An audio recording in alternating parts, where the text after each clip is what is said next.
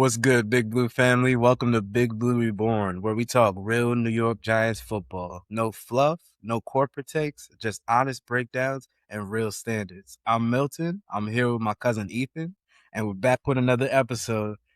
Back again. Listen, I really do appreciate you guys commenting and liking the last few episodes that we've put out. I need you guys to continue pushing it.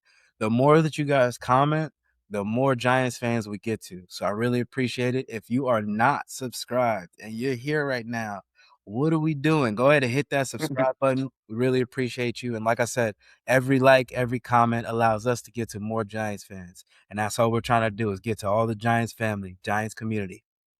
Let's go.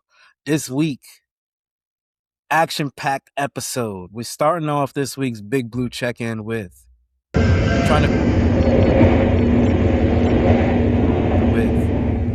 trying to figure out, is Jaxson Dart ready to make the year 2 jump? Honestly, we've seen so much in the OTAs. We've seen, rookies come in. So we're excited about how the line is going and what we're building. But honestly, what you think, Ethan? Do you think Jaxson Dart is equipped for this second year jump? Ooh, Jaxson Dart, year 2 jump. I think he's ready for this year 2 jump, man. We can start off not even with Jaxson Dart, the front five in front of him. It looks like we got a solid couple of pieces in front of him that can definitely help him get to that next level. The coaches that we got to help him, from John Harbaugh, who's just a great coach in general. Offensive coordinator Matt Nagy. He's definitely going to be helping him with a good strategy, allowing him to utilize his arm and his legs. Yep. But more notably, like our run game coordinator Charlie Bullen and Greg Roman, that run game allowing him to feel less pressure being in the pocket and knowing that, when we need short yardage, he doesn't always have to throw. It can be a run. And Brian Callahan, I feel like for Jaxson Dart's growth, he's going to be one of the key factors allowing him to reach the next level as becoming a household name in all of the NFL. The receivers, we are happy to announce that Malik Neighbors hasn't been put on PUP. Yes. And that's a good thing. So we're going to be starting off. Looks like we're going to be on track to getting him back earlier than everyone thought. We all thought.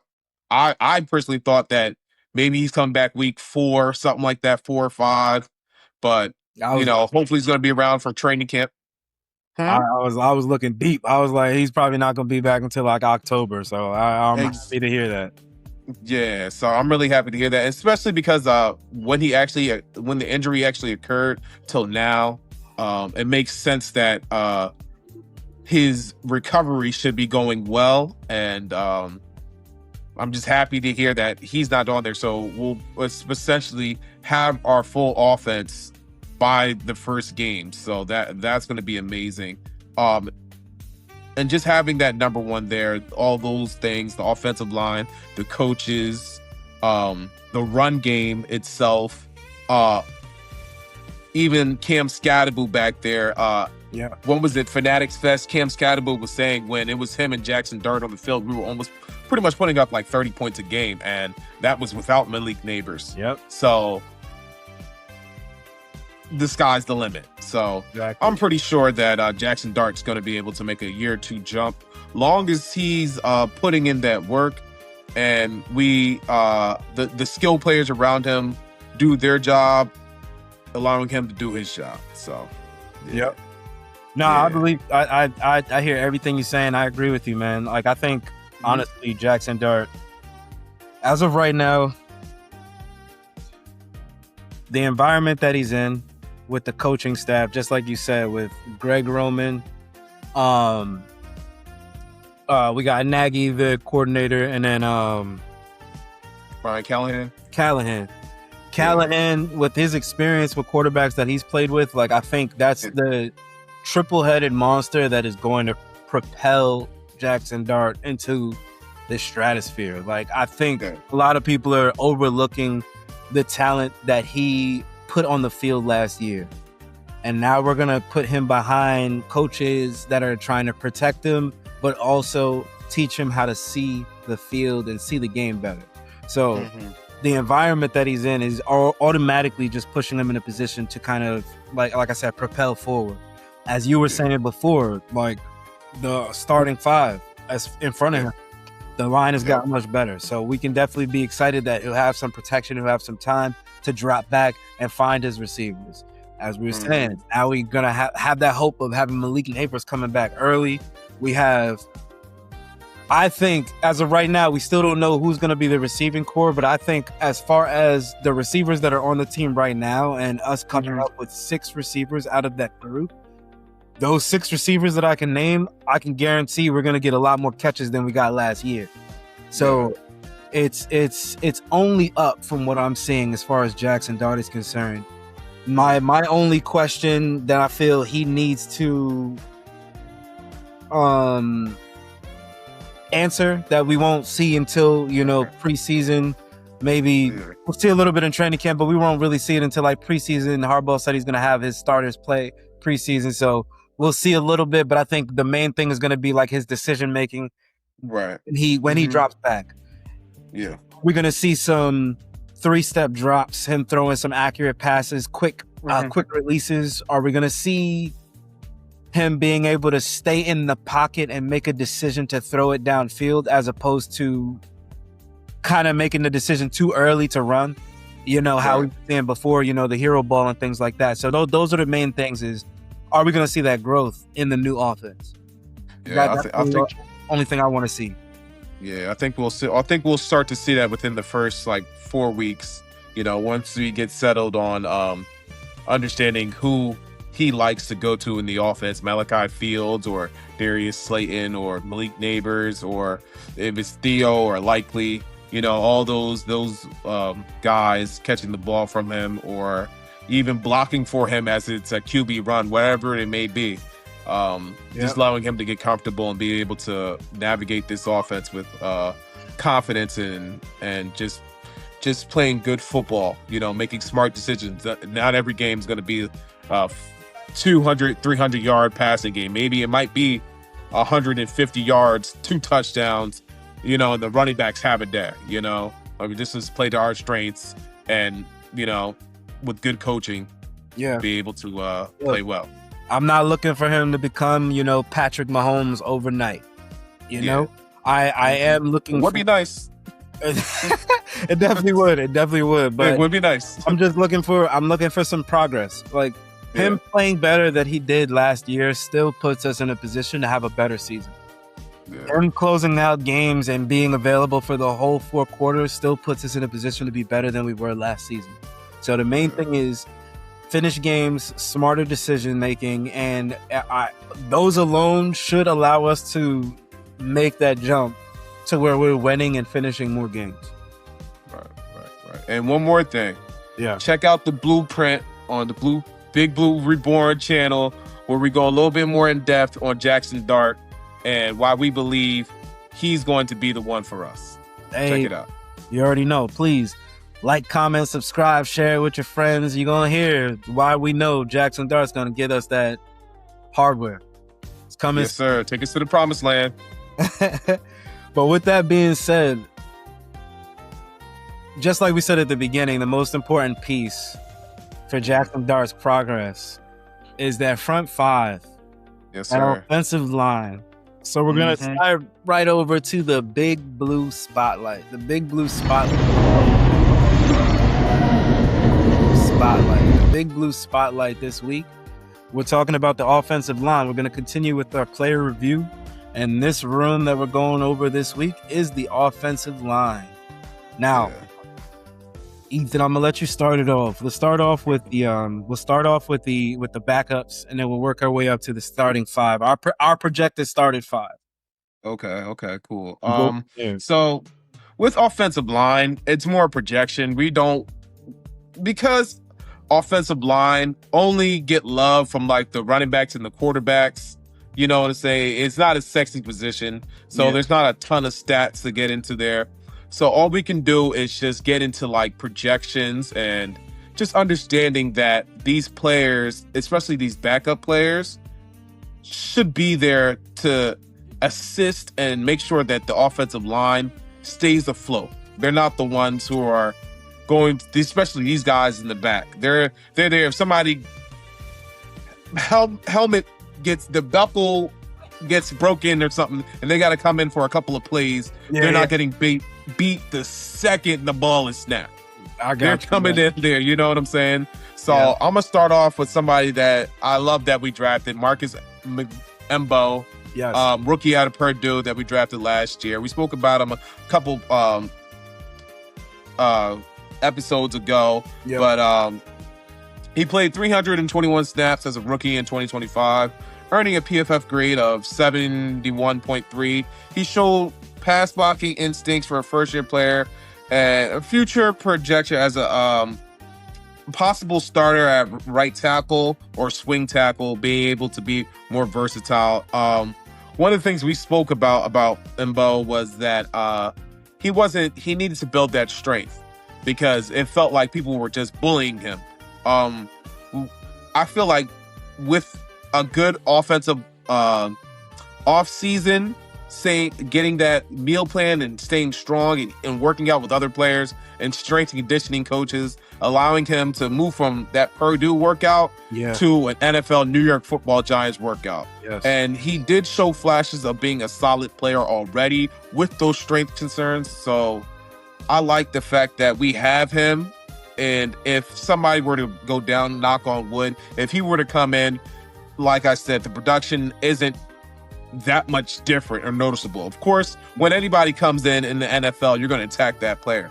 But he understands that if he comes in, he's going to be able to hold his own water, you know, for the plays that he's out, game or two, whatever it may be. So I'm glad that we have him, Bo. He showed great flashes too. Like when we threw him in the fire last year, we you saw the jump to the professionalism. Like to me, there was never any mishaps. There was never like big plays where you're like, damn, why is he in the game? Like he was always able to known, and there was never a point in time that he was putting Dart in putting him in trouble, putting him in a bad space, you know. So I definitely love that he's on the team. I love that he got signed again, and we're gonna see some more from him this year. Okay. I'm gonna just go to another player. We got guard/center Lucas Patrick. He's just a veteran with 9 seasons under his belt. He missed most of 2025 with a knee injury that limited him to 187 snaps.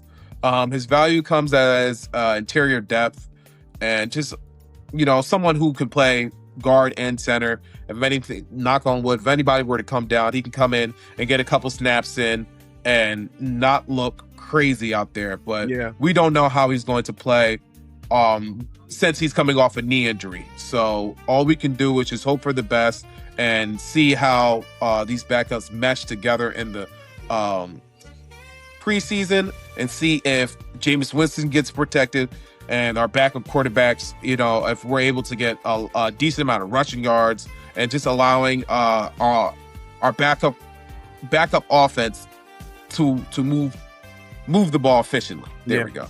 So I'm gonna move off of him. Daniel Falele we got him from the Ravens. Spent 4 seasons with the Ravens after being drafted in the 4th round in 2022. He logged 2,472 career snaps with the Ravens, earning a reputation as a reliable run blocker.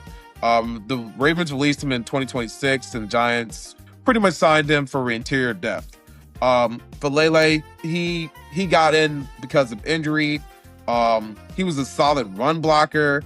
As far as pass blocking, I've seen some plays of him where he looked crazy, but with our coaching, I think it can definitely be different.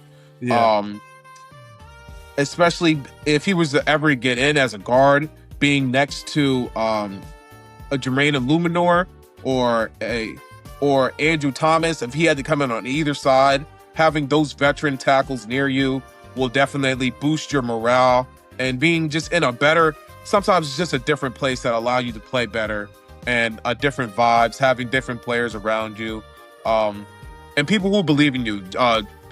John Harbaugh brought him over from Baltimore. He was one of the people who helped draft him. Yeah. Having someone who believes in you, That's who amazing. decided to help brings you over to New York, definitely could help revitalize your career. It happens to so many players all the time. So Daniel Falele, as depth, we'll see you in the preseason, and just go out there and earn a better reputation as a reliable run blocker, earn a reputation as a reliable pass blocker as well. Yes, just stay healthy. Stay healthy. Yeah. That's all I'm asking, especially for everybody that we're talking about right now. Like all of these players that are not in this projected starting 5 on the line, I need you guys to stay healthy.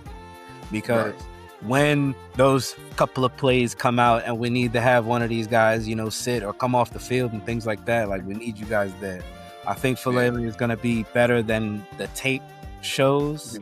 Because I agree with you. Like you look at some of the tape, you'd be like, "Yo, what is my man, bro? What is he doing?" Like I've seen him get turned around like 360, and my man is over here pushing that air. Like, I was a little skeptical when we first signed him, but again, it's depth, and I stand on the transition in coaching for us this year is going to be head over heels. A much better situation that's going to help us progress forward. So I'm with you on that. The coaching staff is going to get him right. He's going to be a great depth piece. Just stay healthy. Yeah, Greg Roman's definitely going to be able to really help some of these players, especially with the run blocking schemes, allowing to understand what they do well and being able to have what he does to allow them to be able to move, get out in space, or if we have to have like 6 offensive linemen on the field or something like that, heavy formations, and switch it up. It might be like second and 6, and we go to a really heavy formation, just change up the game versus a natural pass, 11-man front or whatever. So, okay, let me move on. Guard/tackle J.C. Davis, undrafted free agent rookie with college experience at Penn State, primarily as a development interior lineman, earned a roster spot through a strong preseason performance in 2025. Again, he was undrafted, showed some promise. So I hope he could just come in there and definitely just do his thing. He looked good. The guy I really want to get to and talk about is Joshua Zudu, a 2022 third-round draft pick out of North Carolina. He's been battling injuries. He missed significant time in 2024 and 2025 with a neck injury, shoulder injuries, limited spot duty. The Giants kept him on the roster because he has familiarity with the system, some of the players, being able to come in and just help out. Joshua Zudu, I feel like because he's a tackle, he came in as a guard, but we put him at tackle. And I feel like because of bad coaching, we put him out there where he was North Carolina, he was a guard. Just because of his size, they put him at tackle. But if they allowed him to play the position that he has, because he has good feet, fast feet, but allow him just to play guard and stay at guard. Because sometimes switching positions for offensive linemen is good, being versatile. But if you notice that, we have another player that I'm going to be talking about that is going from tackle to guard, and it might be better for him. Just allow the man to just get healthy, like you were saying, stay healthy, and play a position where you're a little bit more comfortable. He's not out on the edges, because the best athletes in the NFL play defensive end. I don't know if you guys know who Myles Garrett is, but he's probably one of the top NFL players. Wasn't he the defensive MVP? Bro. So when you're going against guys like that, it can make you look crazy, and then they put you on islands. Even though he has good feet, he's more of a guard in my opinion. So just allowing him to get healthy and be at a position where he's a little bit more comfortable as a guard. And if he were to ever come in, he'd be next to Andrew Thomas, and need more. Wait till we get to Andrew Thomas. Okay. Mhm. But Joshua Zoo, get healthy and get comfortable at guard. Because having that backup left guard would be pretty good. If you could add that to your resume. And this. Go ahead. For him is like, get back to what you know. Yeah. If get back to what got you to the league. Like, if we can get him healthy, if we can get him to stay healthy, and then he's that good backup for that one position, we don't have him out as a tackle. Like, I think he'll be able to thrive, and he has that position on the roster. If the way Harbaugh, bless you. Yeah. Excuse me. Yeah, no, you're good. The way Harbaugh, I feel, works with his rosters and things of that nature, he's gonna know to place him where he's gonna thrive. We're not gonna try to stretch him to where he's doing a bunch of stuff that he's not great at. We're gonna try to find what he's great at and stick him where he's great. And I think Harbaugh has done that throughout his career. So I'm excited to see this go around with his tenure this year. Let's see what this can do with us. And it's like, I feel like, it goes back to me. For him, it goes back to like Greg Roman. Him being at the guard spot and Greg Roman having all that experience with how the run game and knowing how to use the offensive lineman correctly towards their strengths. So definitely could be a good thing for him. Okay. Moving along, Brian Hudson, another undrafted lineman, Illinois, spent time on the Giants practice squad in 2025. Not James Hudson. We got him out of here. Brian Hudson. Yeah, I'm up out of here, man. Yeah, nah, that dude, you seen when he with the smack at the Cowboys game? The dude slipped. The defensive lineman slipped, so it looked crazy because they hit him with the club normally, but it was just crazy. I remember I was yelling at the screen, get him out of here! Like, come on, bro. But I'll never forget Dave Ball's face, bro. He was boiling, bro. Oh my gosh. The way they panned his face after he did that. Yeah, bro. Yeah, he just looked like a mad parent. Whoa, like, oh my God, get him out of here. Oh my God, that was so funny. Yeah, but Brian Hudson, undrafted lineman out of Illinois, spent time on the practice squad. Just another practice squad kind of guy, earned promotion to active roster late in the season due to injuries.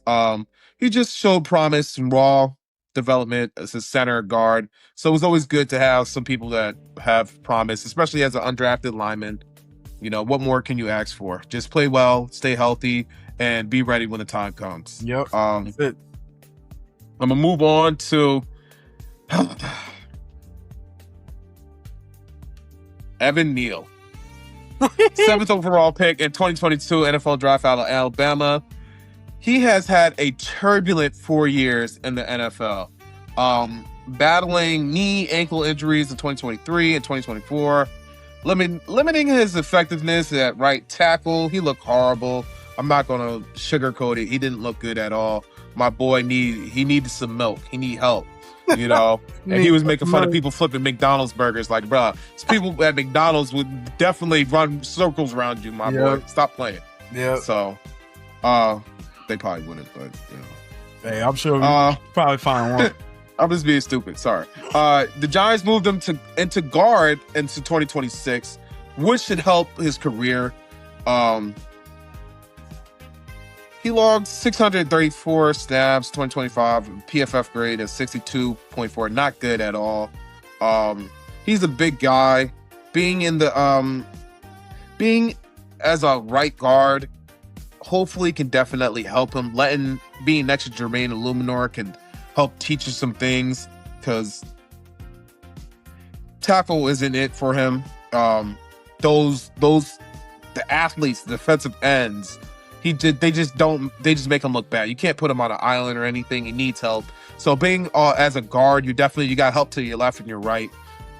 He's a big guy, so he was okay at run blocking. So this makes me go back to Greg Roman and the run game, allowing him to finding where he's going to be good at, and hopefully he can revitalize his career. We believed enough in him to give him a minor contract it wasn't nothing good. But if he doesn't play on this, then you from a seventh overall pick to probably being out of the NFL in a couple of years or practice squad for another team. So Evan Neal, this is probably your last chance at being on a team that actually wants you, not just a team that just needs extra depth, because we drafted you and we wanted to give you another chance for you to make an impact on a team.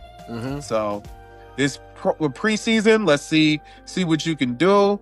You better run somebody over as far as pancaking them.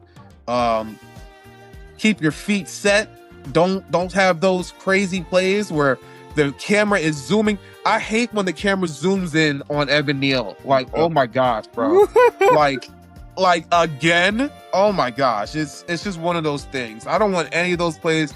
I want it to be like they're talking about running backs they just ran it right up the gut, touchdown. And nobody says anything about the offensive line. They just say good blocking, moving it forward. That's all I want to hear. I don't want to hear anything negative about Evan Neal because I was about to say the same thing. I just hope that I don't hear his name this season. Because if we don't hear his name, that means he's not fucking up. Right. And the thing is the fact that we've even gotten to this point because he was you're in New York, biggest media capital of the world. So whatever people see, stuff like that on the field is always eyes on you. So just Evan Neal, lock in, bruh. That's it. Lock in. That's it. Man, we spent so much draft capital on you and had, high hopes for you coming out of Alabama. And then, I get it. It's injuries. It's 100% injury game, bro. But you shouldn't be playing that bad, bro. Being drafted that high, but also could be coaching. So it's show us the love for the game that you had that got you here. Because I haven't seen that on the field since you've been on the team. Yeah. Show us why, what brought you to the NFL. You had some sort of you couldn't have just been everybody's good in college. Right. Look, as far as all the players that make it to the league and things like that, I guarantee you if they made it to the league, they had a great career in college. It's very, very rare that you get those mediocre players that are getting drafted. It's the best players from the college teams that are getting drafted off of those teams. So everybody's good in college. But as far as that drive, that passion, when you're a lineman, they're looking at you completely different. They're expecting you to be able to do certain things. He hasn't been able to do any of the things that we expected him to be able to do since he's been here. Now, and you're a glorified bench player. I need you to ball out when you get those opportunities on the field, so that way you can potentially get another contract somewhere else. I don't know if you're gonna be signing here with us next year, but we want to see you perform to that first round draft pick stature. Right, exactly. Show it to us one time at least. Let me see it once. Yeah, at least one season, bro. Give me here so you can get a contract somewhere else, man. So we can give me 4 or 5 games where you go crazy, and it's point where we're like, oh snap, okay, that's why we drafted. Right, exactly. I want to be able to say that this year. Be like, there it is. Right, exactly. So, Evan Neal, do your thing, guy. Yes, sir. Moving along, Jake Kubas, undrafted rookie out of South Dakota in 2025. Kubas spent time on the practice squad, another practice squad guy, working exclusively as a development offensive tackle. He really enters 2026 as a long shot candidate. If he doesn't make it, it won't be too crazy. But moving along, Jared Gray. He's really on the team, but not on the team. He's an exempt international player. He comes through the international pathway program. He played in Australia football. He played Australian football rules before transitioning to American football. He spent time on the practice squad as well. Another practice squad guy, maybe a long shot, probably won't even make the team, but we'll see in the preseason. Aaron Stinney, veteran journeyman, multiple stints across the NFL, including I didn't know he was on the Tampa Bay Bucks when they won the Super Bowl with Tom Brady and everything. He was a backup, but a good veteran depth, hopefully helping some of these guys. I think he's a guard center, so definitely he comes in with some veteran experience, allowing people to showing people how to take care of themselves, not how you conduct yourself on the field and off the field, as far as recovery and things like that. You you don't play in this league for a long time without knowing those things. So Aaron Stinney, backup player, definitely can help some of the younger guys understand how this thing goes. One of those vets that can just talk to people and let them know what's going on. Then last but not least, with the backups practice squad guys, I be butchering this man's name. I need to get the pronunciation right. Ryan Shinerky, Shaboopy. I don't know. Undrafted lineman with limited NFL exposure, Shaboopy spent time on the practice squad in 2024 and 2025. Developing a raw interior prospect, guard, center. Enters 2026 as a depth piece. Competing for practice squad spots, so probably won't see his name anywhere. Just really just depth. So all you can do is stay healthy, know your playbook, get pancakes in the run game, and hold your block for more than 2 seconds, 2 to 3 seconds, bro. So let him get out the backfield. Yeah, exactly, man. You know what I'm saying? Yeah, and if you gotta pull, if you gotta, you got to do what you got to do. If you got to screen, get out there, whatever you got to do, just handle your thing. So that's pretty much all of our practice squad backups. Now let's get into these starters, man. Yeah, I've been talking about some of these guys. The force. This is the future. Yeah, man. This five that you about to the five you about to lay out is gonna determime what we do this year. I'm gonna tell you right now. Exactly. I'll save the best for last. So I'll start off with I'm gonna move from right to left. Okay. So starting off with right, Jermaine Eluemunor, our right tackle. We re-signed him. Older veteran. Got an overall. We probably have him and Thomas are just like probably some of the best tackles in the league right now. We probably had some of the best tackle duo all year around. That's what essentially got him in this new contract with us. Pass blocking, PFF grade of 84.7. Pass blocking grade 86.2. Pressure rate 3.6. 8th among qualifying offensive tackles. Like, this man is a monster. 21 pressures allowed. Over almost 1,100 snaps. Jermaine Eluemunor is what you want. When we signed him, I was happy that we had a player that had versatility. He could play very well. And then when we had Carmen Priscillo come on to our offensive staff a couple of years ago, even though he's not with us, I've heard interviews with Jermaine Eluemunor saying that Carmen Priscillo helped his game, helped him step up and to be in that position. And last year, when we just made him solely a right tackle, he was able to really solidify that position and really be one of those force on the offensive line that was consistent week in and week out. Some injuries here and there that allowed Embo to come on to the stage and play for here and there. But Jermaine Eluemunor is a solid right tackle. Yep. He is somebody that you can depend on game in and game out. A good run blocker, works well within our scheme, a team guy, gets you fired up. He was saying that when he's even a big believer in Jaxson Dart. Another reason besides the fact that we was paying him a lot of money to come back to this team. So he really enjoys being in the New York area. Originally, I think he's from the UK or London or something like that, one of those two. But Jermaine Eluemunor is just a great player to have on your team. And I'm looking forward for him to increase those numbers as far as his PFF grade, pass blocking grade, and lower his pressure rate. Yep. So we'll see. And then he was talking about Greg Roman's run game in another interview where he was saying that Greg Roman likes to pull his tackles, and he likes to get out in space and move. When you're moving at linebackers, the linebackers coming at you, it makes the world of difference. You get to impose your will on those guys, get nasty. I can see him in camp. If we go to when you have the joint practices, I can see him being one of the first guys to start a fight. You know what I'm saying? Let him know we here. Start swinging. You know what I'm saying? And I like that. You know, See it from the lineman.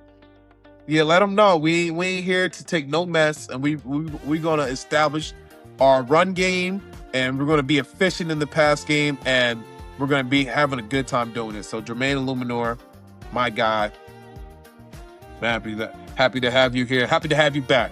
Yes, sir. Anything you want to add on, Jermaine?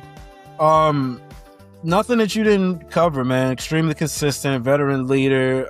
He doesn't get enough credit, man. I think, to be completely honest, he's like the most underrated player on our line. You know, because he once he got that starting role, like he solidified that right side, and we haven't looked back. You know what I'm saying? Over 1,000 snaps, like you said. Man. Main thing, like I said, is just the consistency and him building the rapport with the next person we're going to talk about. Yes, sir. Yes, sir. Yes, sir. You know? So let's get into it. Francis C.C. Maui Noah. Woo! Francis Maui Noah. We drafted him with the 10th overall pick in this latest draft. We traded Dexter Lawrence to the Cincinnati Bengals, and we used that 10th overall pick to draft him. So we have high hopes. We traded an all-pro, Pro Bowl player for this guy. So we have high hopes for him to put him on this offensive line. And he played his 2025 college season for the Miami Hurricanes. He earned first-team All-American honors, won the ACC with the ACC Jacobs Blocking Trophy, top offensive lineman in the ACC, and started all 16 games at right tackle. But he's also had right guard snaps. He asked for it actually while he was at Miami. So he wanted to show that he was versatile, and he was an Iron Man, being able to play all those games. Yeah. He earned a 83.6 overall PFF grade, ranking 14th out of 632 qualified offensive tackles, playing 826 offensive snaps on the season. Pass blocking grade was 87, 7th out of 632. Run blocking was 79.4, which ranks 23rd at the position. 10 total pressures, 2 sacks, 3 hits, 7 penalties over the course of the season. Nothing that I feel like coaching. I feel like that's coaching right there on penalties, just getting hand placement and things like that. He started 42 games at right tackle, including 16 in 2025. But in the NFL, he's going to be transitioning to a right guard. That's where we all see him. Most of those stats were all from tackle. Yeah. But he has a serious projected outlook as a guard because he has serious upside with his size and frame. People have projected him as a potential Pro Bowl player. Scouts describe him as a densely built blocker with very good play strength, point of attack power, and commanding anchor that can generate displacement in the run game and halt the bull rush. So he can move forward and he can stand still like a brick wall. So I like that. They were saying the NFL, he carries a guard's broad build, but moves like a tackle in Pros Pro. Highly impressive football IQ that shows up on tape. That means very few penalties. Knowing how to work with double teams and things like that is going to be good. Working with Jermaine Eluemunor at right tackle, and our center JMS. So it's very good to have him on the field. He's got the NFL build. He's ready. He puts that time in the weight room. I feel like we have possible All-Pro offensive lineman on here. starting from week 1. Yep. You know, staying healthy. The only thing, they have some things about him saying that he has like leaning tendencies, which messes up his leverage. But I feel like that's all. Anything that he has wrong with him, or people could say, because nobody's perfect. The only thing they could say is something like he's leaning.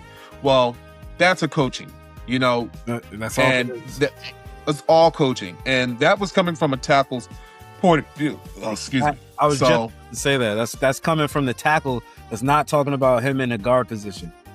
Exactly. So when you're at a guard position, you're not dealing with the best athletes on the field. You're dealing with not saying defensive tackles aren't good athletes as well, but when you're dealing with those 3 or 4 techniques, like, things become a lot different, and you're double teaming them and moving up to linebackers.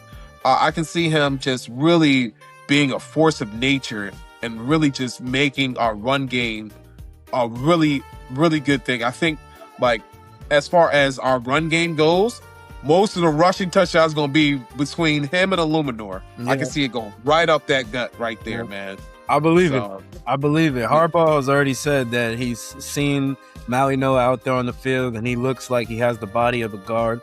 And he already says that, you know, right out the gate. And this is before he's been in the weight room in the NFL, you know, for a full season. So him coming in, you know, with that stature already, and already having the aggressiveness, like, we haven't seen them in pads yet, so we really can't put, you know, too much weight on it. But just off of projections and what he's done, you know, in college already at Miami, it's only up from here. I'm excited to see what he can do. I'm excited to see once they get the pads on, like when he starts to be able to get his hands on other players. I want to see how he moves people, and also how he commands, you know, the initial impact for runs.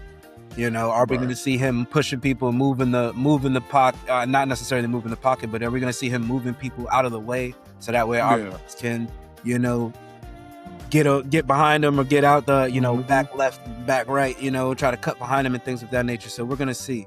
But from everything that I've heard so far, rookie minicamp and OTAs and things of that nature, man, he's got his right foot forward.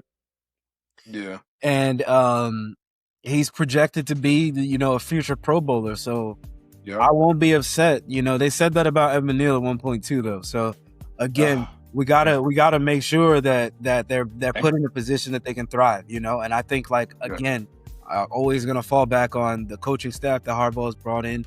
I don't put anything negative past this coaching staff. I think everybody's gonna move forward. So I'm excited to see what happens with Noah as well. Right. And just as a reference, some NFL scouts and coaches have comped him as pro comp was Zach Martin from the Cowboys, who's all pro, you know. So, you know, when you're getting comparisons like that, that's a really good thing for Noah. You know, Zach Martin was really good for the Cowboys for a really long time. So I was just about to say, for a long time. long time. So I'm glad that you know, we got him in the first round, so we can get the what I'm trying to say, 5th year option on him, and then you know, keep him around for a long time. Yep. So all right, let's move on to our center, Mr. JMS. Yeah, John Michael Schmitz the 5th. It's like, no, John Michael Schmitz. John Michael Schmitz, center, PFF grade last year, 76.5. Not the best, but solid. You know, pass blocking grade 74.9. Pressures allowed 22. Run blocking grade 77.3. 1,045 snaps. JMS. JMS. With him, it's like, I feel like he's up and down. He came in the NFL as an older center. The thing with JMS, it just feels like he's good, but we always feel like we're still looking for a better center. And I hate to say that because with the offensive line that we did have last year, we were one of the better pass blocking units. So he is doing something right out there. Yeah. His problem is, for me, isn't necessarily pass blocking. It's probably more or less run blocking. And I think it's more because of his size. Even though he's not as tall, he's strong in stature. It's just more or less being able to move and get out in space. But this is, I always think back to, because his issue more for me was the run game. Yeah. Like with I always bring it back to Greg Roman. With this Greg Roman run game, being able to run like traps and being able to get him in space if he snapped the ball, like great centers like Jason Kelsey, like how they were able to move, get low, stay under pads, you know, because they didn't have that size. But once you learn with more years in the NFL and getting more strength with these training programs and the coaching around you, being able to talk to people and understand how the coaches understand what you like in the game, you know, what you're seeing, you know, I feel it's only going to go up for here. Being next to Maui Noah is definitely going to help. You know, having a behemoth right next to you is going to be able to allow you to do your job so much easier. John Michael Schmitz, I can see him having a good, solid season. Even with Jaxson Dart doing all that dart magic, John Michael Schmitz was fairly consistent. So I'm glad to see that he's still on the team and he's still doing his thing. This year, just increase that pass blocking grade. Wanted to get more into like the 80s. That would be amazing. Yeah. You know, but when you are dealing with defensive tackles, those are typically the heaviest guys on the field, strongest guys on the field. So look, my main thing with JMS, man, he's got to stay healthy, bro. We only got 13 games from him last year. You know what I'm saying? So, like, the main thing is he's got to be on the field. The only way he can perform and, you know, make sure he's protecting Dart and putting us in a good position and even getting better at his run blocking and things like that, he's got to be healthy. He's got to be available. And that was like one of the only things, as far as my negatives for JMS, is like his health was a problem. You know, that we have to be concerned about. And you don't want to be switching centers in the middle of the season. The 10 and Jaxson Dart the ball. Like, we need you consistent. We need you there with Jaxson Dart. Like, we need you making sure that you see the same way that Jaxson sees. As soon as you change the center, it's kind of like that continuity that affects the whole line. Because one, the play calling is different. Play calling changes. The smooth movement that you've been working with the 5 people that you had in front now all shifts because your footwork is not the same and things of that nature. And then it trickles down. You know, you're not handing off the same to Jaxson Dart. Not saying that they aren't practicing and they're not prepared, you know, to come in off of injury and things of that nature. But again, you want to be able to go at it with your starter. So I just need you to be healthy. There you go.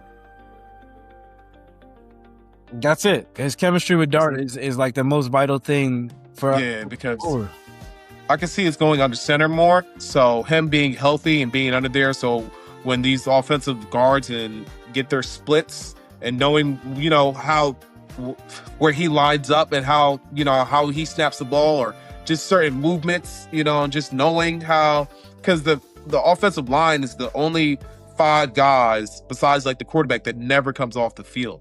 So, you know, you get really close with those other guys, and him being on the field and being consistent at what you do and being able to talk to your other 4 brothers, like, is really important. So John Michael Schmitz, go out there, have a hell of a season. You know, we're definitely counting on you. You and Dart have your hand on the ball every fucking play. So you got to be there, you know. You got to be there. Exactly. Yep. All right, let's go into our left guard. Jon Runyan. Oh, dang, we're getting close to an hour. All right. Jon Runyan, PFF grade 74.2, pass blocking grade 72.8, pressures allowed 28. Run blocking grade 75.1, snaps 1,089. So he played a little bit more snaps. Jon Runyan, there was people were saying that he may or may not be on the team. We might cut him and stuff like that. But Jon Runyan definitely was a solid pass blocker when he came over from the Packers. That's when we signed him. That was his calling card. It was the run game that wasn't the greatest for him, but I feel like just getting more comfortable. Even though we did have one of the top rushing offenses in the NFL, I feel like his issues are kind of like John Michael Smith, where the pass blocking isn't really too much of the issues, more or less the running game. Yeah. So it all comes back to Greg Roman, even Matt Nagy, and how they wanted how this offense to run. Him feeling comfortable next to John Michael Smith. But once they come back for another year, a lot of this line is returning only really one new starter. Exactly. So that's good for continuity and understanding what they like. Even though the offensive line coach may change, but as far as them being all together and knowing what they like and being able to communicate very well, that is a good thing for pass blocking. So I'm happy that Jon Runyan is still here. And if he can continue to do well, we can get him on another contract. Yeah. And, definitely keep this train rolling, because they played well together. Him, Jon Runyan, Jon Michael Smith, Jermaine Eluemunor, then added CeCe Valanoa. The only thing I got for Jon Runyan is the main reason why he's still here is for the continuity. You don't want that many moving parts with your offensive line. If you can get the offensive line to look, we got 4 out of 5 of the players back, and one new starter is supposed to be, head over heels better than the last one that we got. So as far as I'm concerned, Jon Runyan and the continuity between him and next person we speak about, and him and JMS, you can't go wrong with that. So I'm excited to have him back. I'm excited to have that peace of mind for Jaxson Dart, knowing that there's not much changing up in front of him. Wow. And then, last but not least, our left tackle, Andrew Thomas. Go. PFF grade 88.4. Elite tier PFF grade. Top 5 left tackles in the game. Pass blocking grade 90.1. Pressures allowed 18. 3 sacks, 4 hits, 4 hurries. 4 hits on QB hits, 1,102 snaps. Andrew Thomas. Let me tell you something about Andrew Thomas. Andrew Thomas is probably, next to Dart, just as important on who is the most important player on our offense. Because without Andrew Thomas, our offense changes drastically. Oh my God. We throw him on an island consistently game after game. That the best defensive player in the NFL, Myles Garrett, we throw him against him and he does well against him. Myles Garrett gets his, but Andrew Thomas wins more often than not, in my opinion. Yep. So it's just when Myles Garrett wins, it's just a big ass play. Yeah. But that's Myles Garrett. Andrew Thomas. We're gonna be all right. Yeah, Andrew Thomas.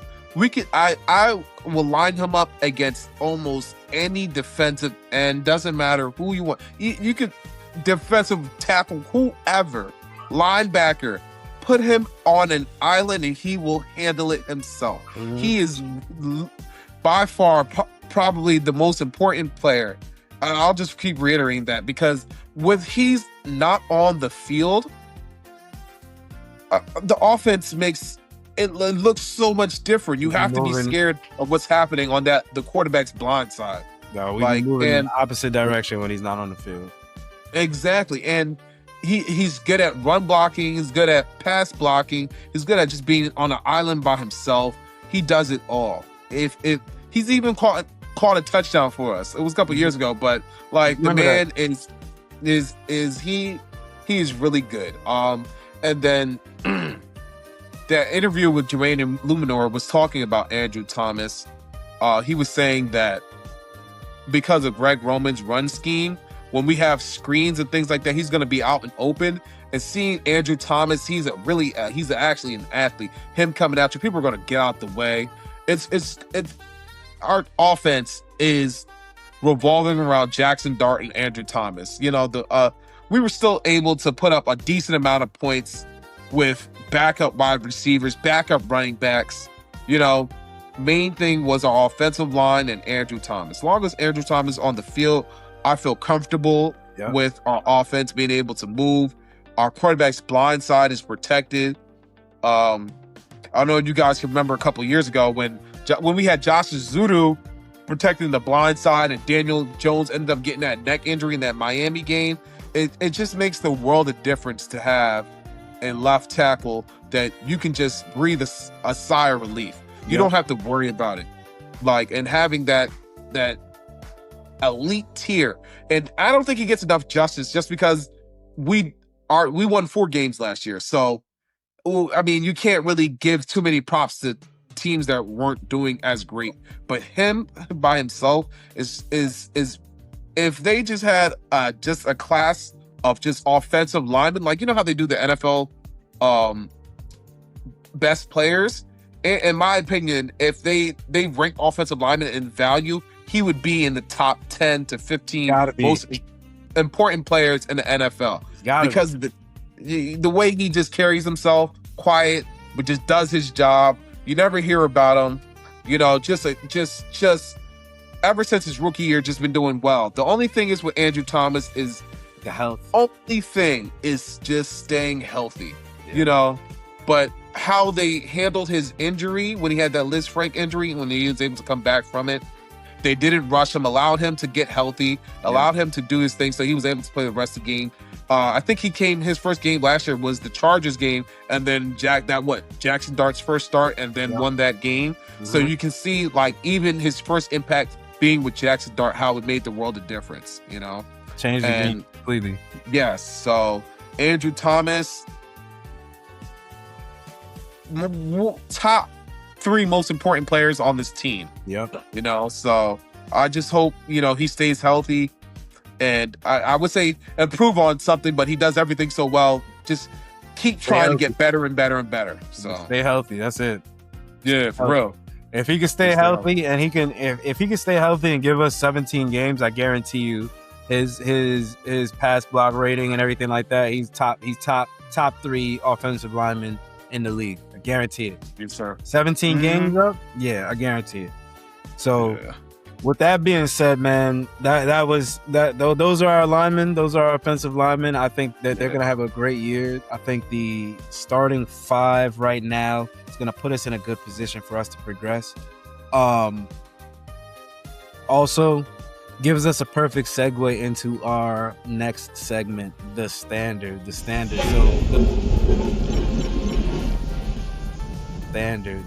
So the line we just talked about, man, we're going to stick to the starters as of right now. From what we just discussed, is this finally the offensive line that gets us over the hump? Are we going to be a better team this season to where the offensive line is not what we're discussing all season?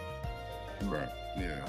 I mean, I think the offensive line is what we're going to be discussing for all the right reasons. The reason why we're able to run the ball, the reason why Jaxson Dart has time in the pocket, the reason why the receivers are able to get open because they have enough time to get open, and the quarterback is able to find them down the field because, you know, DBs can only cover for so long.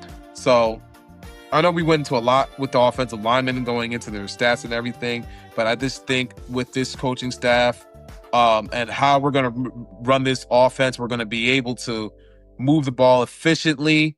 I think with Greg Roman's run game, it's usually top 5 run game with CC Malinois in there, being able to run the ball. We're going to have more rushing touchdowns. Jaxson Dart, you know, takes that second year leap, is like we said in that check-in. I think everything's just going to start clicking for us. You know, maybe some bumps and bruises, but I feel like we have the offensive linemen to really take us to the next level. Yep. All right, look, they gave up 48 sacks last year.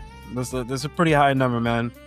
I think if we can cut that number in half, we cut that number in half. Those fourth quarter debacles that we've had last year where we were just, you know, those atrocious losses, I think those don't happen. So I definitely think this line that we have now, Andrew Thomas, Jon Runyan, John Michael Schmitz, Malinois, and Eluemunor, I think them going against even just keeping it in the NFC East, I think we can compete with anybody in our division.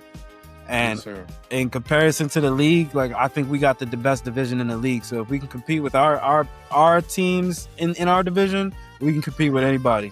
So we just got to keep the main thing. And the last thing I'll say with that is we stay healthy the whole season. We going up.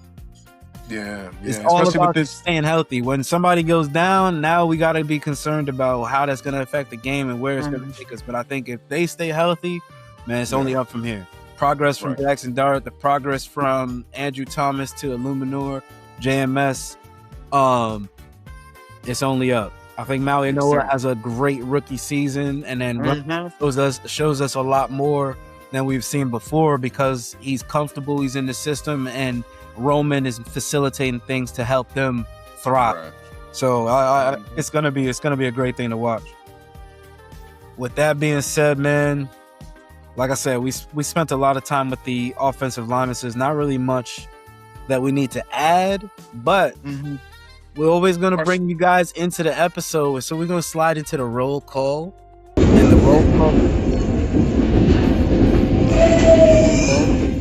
the roll call this week. The Giants offensive line, man, heading into this year, do you guys believe in them?